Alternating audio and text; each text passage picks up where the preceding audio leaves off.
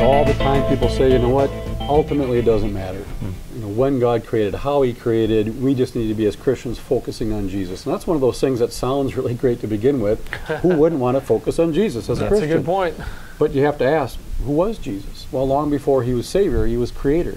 John chapter 1, Colossians chapter 1, Hebrews chapter 1. So if we're going to focus on Jesus, which we should be taking Him seriously about everything, including what He said about creation. And Jesus Himself said in Mark 10:6 and Matthew 19:4 that at the very beginning of creation, God created Adam and Eve, male and female, meaning that Adam and Eve were here right from the beginning. He was quoting, you know, from Genesis. Jesus took creation literally. He took the 6 days literally. And so if, again, we're going to focus on Jesus, we should take that seriously as well. And Jesus said, if you don't believe me when I'm telling you about earthly things, the history of everything, how are you going to believe me when I'm talking about spiritual things? And that's a problem for us today too.